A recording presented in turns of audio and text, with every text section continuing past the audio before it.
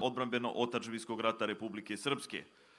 Učar Vitomir Petričević, koji će uz pozdrav oficirskom sabljom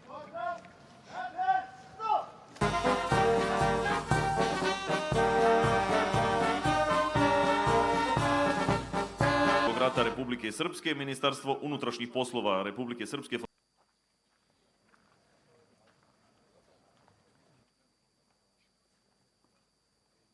više od 100.000 članova, njen osnovni cilj je očuvanje otadžbinskog rata. Za svoj doprinos ešalon čine predstavnici Sportsko-ribolovnog saveza, Sportsko-ribolovnog nauka.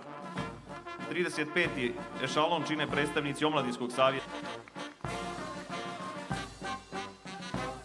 Vlada Republike Srpske donijela je 30. marta 2023. godine poslova. Na čelu ešalona su komandiri voda, službenika prilikom obavljanja redovnih policijskih.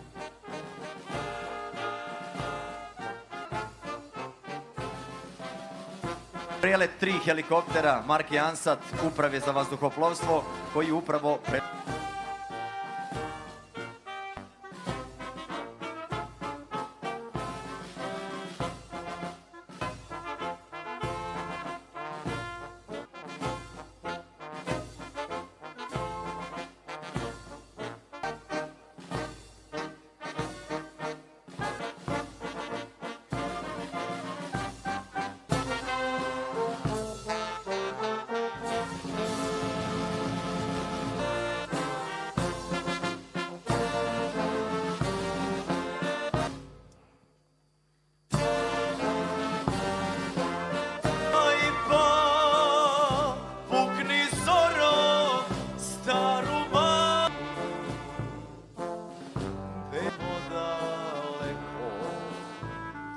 najboljih nema od